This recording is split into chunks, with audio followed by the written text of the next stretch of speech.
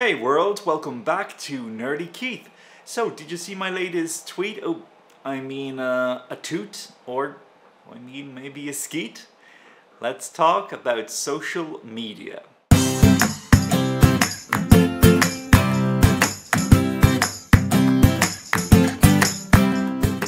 So as many of you may already know, I left Twitter quite some time ago, back when it was actually still called Twitter. It's called X now. That still doesn't feel right. X, or Zitter, as some of the internet are calling it now, or is it Exeter?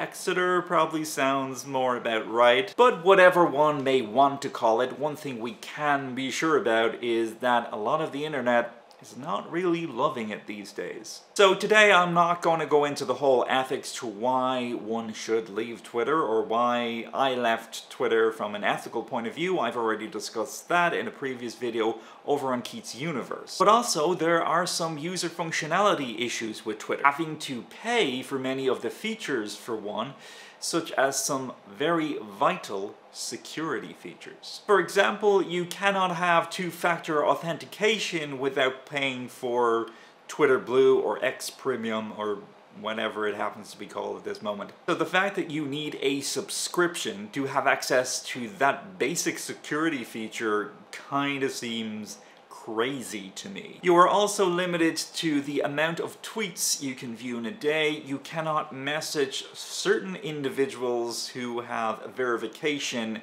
unless you are subscribed to the premium monthly system, Twitter Blue, Premium, whatever it's called. Can't even message them. So it would seem there are quite a lot of reasons to why you would want alternatives to Twitter. So today I'm going to talk about two of the main alternatives that I use and some other alternatives that I have always used. Mastodon.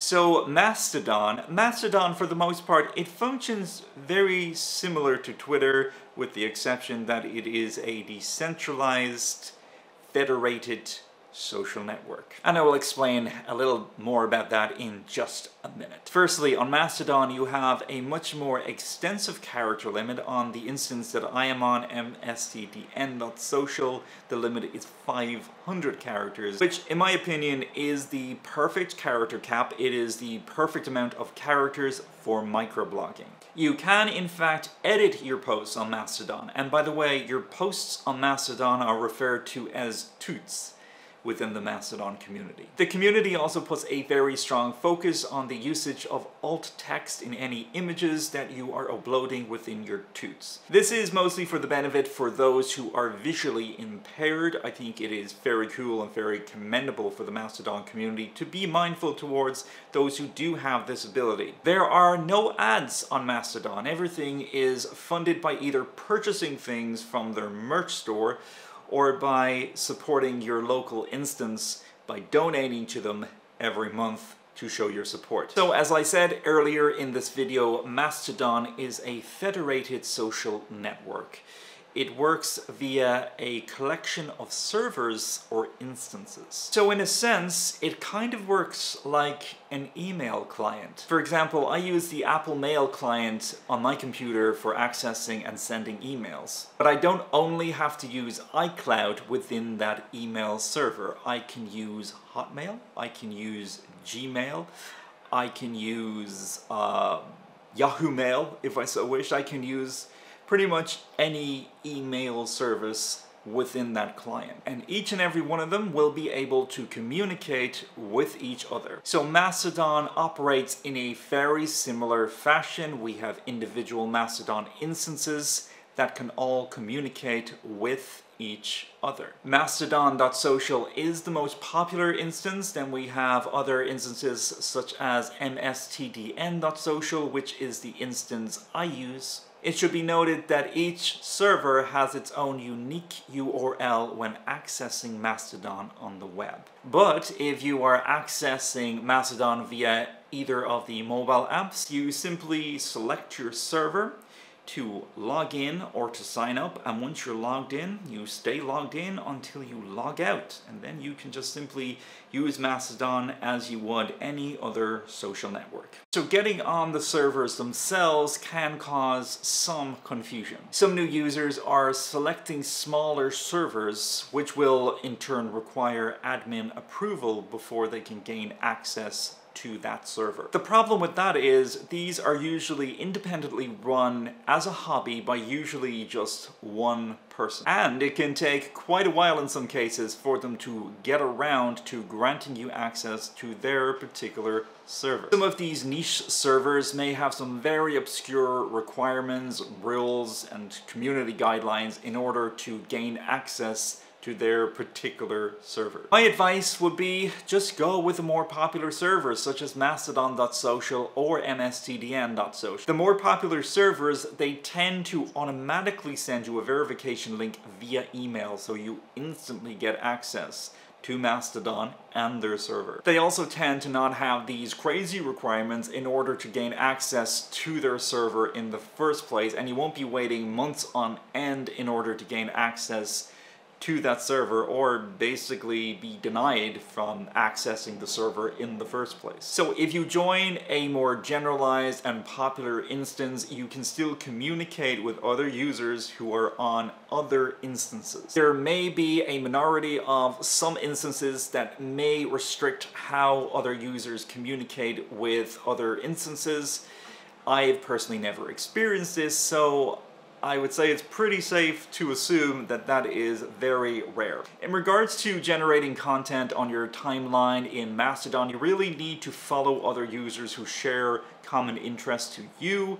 It's also a very good idea to follow hashtags based on your interests, on your hobbies, and that will generate content on your timeline, and you will have just as busy of a timeline as in the good old days of Twitter. The only disadvantage that you may experience with following hashtags is you can't really filter language. However, Mastodon does have a very reliable inbuilt translator that will translate from one language into English very easily and very quickly. But if you are translating something from a foreign language into English and then you go and respond to that OP, the chances are there's a very good chance they may not actually understand you unless they happen to be bilingual or happen to know English. So do keep that in mind. So what I really love about the Mastodon community is that it's a very social network, meaning that people actually want to have conversations with you about common interests that they may share with you.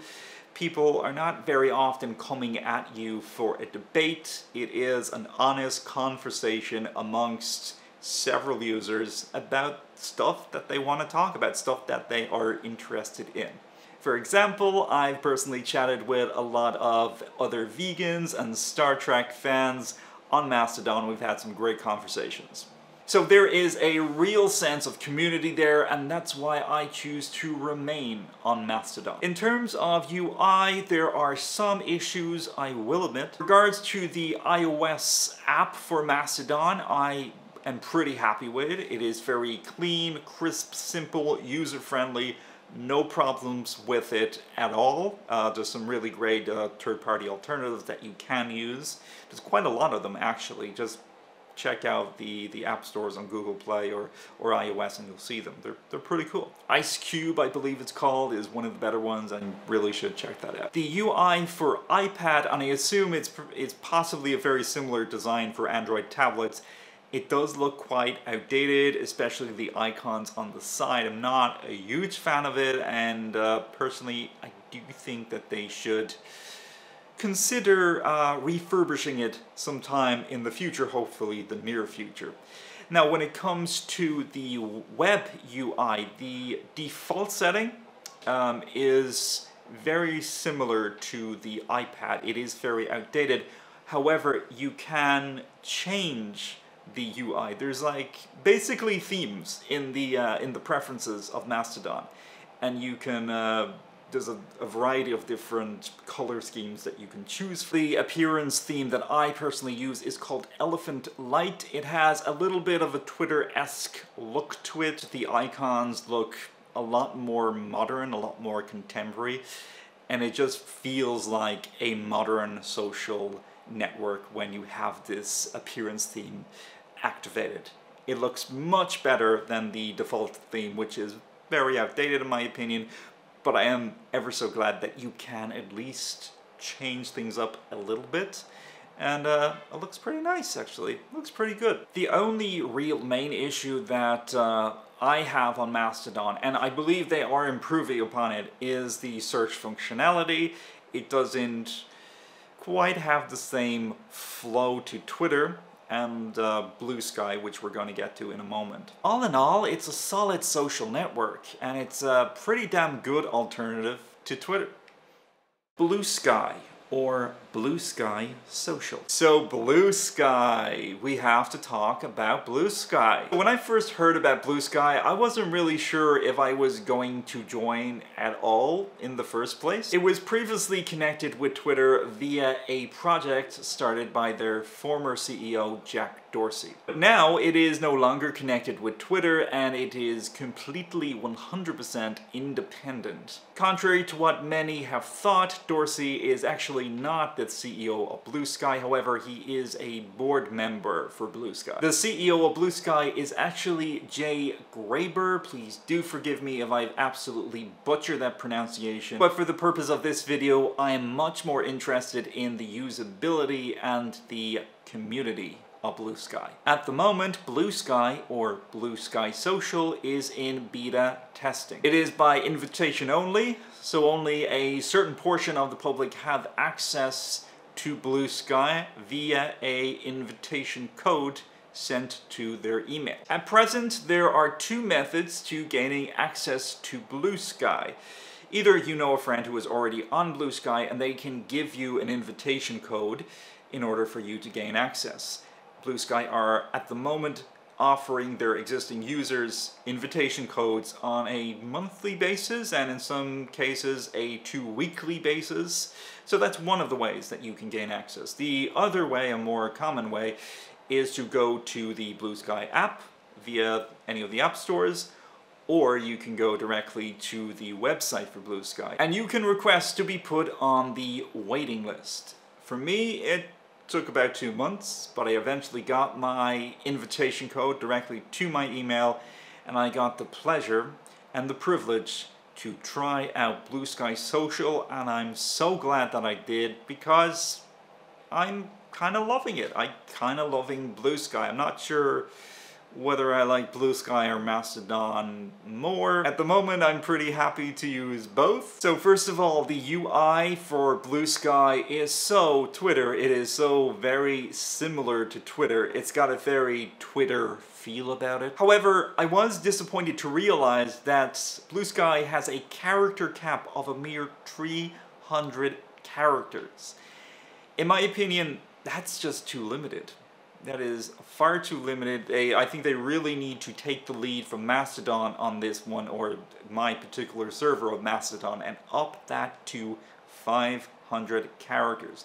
500 is the magic number, and in my opinion, that's the direction that they need to go in. There are some disadvantages to using Bluesky at the moment. This is very likely to change. They are still in beta testing. They are taking feedback from their users, which is why they're allowing so many users who have early access to test out the app, to give the feedback, for the Bluesky team to take that feedback on board and implement any changes when possible. So it has been agreed amongst the community of Bluesky Social that the posts are to be henceforth referred to as skeets. This is not officially approved by the higher-ups on Bluesky, as a skeet can mean something entirely different. I'll let you figure that out. But for all intended purposes, a post on Bluesky is a skeet. I think the idea is it combines sky and tweet, and they get skeet. So That's where that comes from. But unfortunately, it seems you cannot edit your skeets, unlike on Mastodon you can edit your toots. That is unfortunate. I really hope they reconsider this and allow us to edit our skeets. It would be so beneficial for all those nasty typos. Autocorrect can be an absolute nightmare. You're trying to say one thing, your submission and text is changed to say another thing, and the whole post is ruined, and then you have to delete it and start all over again. Where if you could just edit the skeet, it would be so much easier. So Bluesky, please reconsider. Another feature that seems to be missing from Bluesky is DMs, direct messaging. So technically the same could be said about Mastodon. However, on Mastodon you have the ability to select who can see your toots. So if you wanted to, you could send a toot. You could change your publicity of that toot to be just one person or two people, which is technically the whole idea behind private messaging in the first place. It's just not end-to-end encrypted, I guess. Sadly, Bluesky doesn't have this at the moment. I really do hope that they implement this feature into Bluesky in the near future. Now, very surprisingly on Bluesky, there is currently no feature to allow interactive hashtags. Now, you can physically post a skeet with a hashtag. The hashtag will appear when your skeet is posted, but it will not go blue. It will not turn into a link. It will not be implemented into the search function. It will just be there. Now, some people are speculating, some users are speculating that this still does count as a keyword into the visibility of your content. I'm not sure how true or untrue that is. Maybe. I'm still using hashtags in my skeets just in case. So at the moment, Bluesky has something called feeds, which are a list of popular topics that you can follow, and then they appear in your timeline. Maybe not so great if you're trying to get eyeballs on your own content. So additionally, instead of trending hashtags within the feed, they have the What's Hot Classic feed. So this shows you a chronological list of all the most popular skeets on Bluesky, which I guess functions in the same way as trending hashtags. So really the best way to grow on Bluesky is to just build up a rapport with the other users. Have conversations with the other users based on content that you find interesting, topics you find interesting, hobbies that you have. Then perhaps your fellow skeeters may find what you have to say interesting or intriguing, and they may even follow you. So just like Mastodon, Bluesky is set to be a federated social network. There has been some criticism that Bluesky is allegedly not a true federated social network, but from what I can see, it is certainly built to be a federated or decentralized social network. The login screen has an option to choose a different server for when they become available, and the user handles are formatted to allow for federated servers. Some of the other technical aspects may differ, but for the most part it is a federated social network. I suspect that once Bluesky goes public and out of beta testing, a lot of the issues and a lot of the unavailable features will be ironed out. It is also likely that its user base will increase once it is not a requirement to receive an invitation code. Compared to Mastodon, it is certainly a much more mainstream choice, and it could be a great contender to actually bypass the popularity of Twitter. I personally will be using both Mastodon and Bluesky. I think both apps, both socials, both have their advantages, and using both, you basically get the best of both worlds. However, if short-form blogging is not really your thing, I still think there is a very relevant place for Facebook and Tumblr. Now, to be fair, there are a lot of privacy concerns when it comes to Facebook, especially in terms of our personal data. But many of us still feel compelled to use it, as it is a very great way and convenient way of staying in contact with our friends and family. Plus, it is still a great tool for content creators and for consumers who may be interested in finding out about a new restaurant, a new concert or comedy gig. It's really great for getting the word out on those types of events. But in terms of functionality, it really is a great option for long form. There are no limits as far as I'm aware when it comes to text posts. Then we have Tumblr. Now, in my opinion, Tumblr is possibly and arguably a better choice for long form, even compared to Facebook. Firstly, it has better privacy. Not perfect privacy, just better privacy. Even Tumblr has had issues in the past too. You can be totally anonymous on Tumblr, which is something that you couldn't always do on Facebook. I'm not sure if that's still the case. I suspect it still is the case on Facebook, that you can't really be totally anonymous, that they do have this very strict policy of a real name policy. Tumblr, that's not the case. You can be totally anonymous. You can protect your identity in that sense. In my opinion, and in my experience, Tumblr tends to have a much better sense of community as well. But be prepared to read a lot of memes on Tumblr. Tumblr users really do love their memes. You can also custom your page with custom HTML or themes, kind of like old school MySpace in a way. So yeah, Tumblr is a great option for long form blogging. I still use it to this day, probably not as often as I use some of the other social networks, but from time to time I do like to post there. And Tumblr is one of the social networks alongside Mastodon that received a massive increase in user base ever since Elon Musk took over Twitter. So these are some of my suggestions for possible alternatives for those who are perhaps fed up with Twitter, Zitter, X, whatever it's called. And do feel free to follow me on Mastodon and or Bluesky if you have been lucky enough to gain access to Bluesky. And until next time everybody, don't forget, nerds rule the world.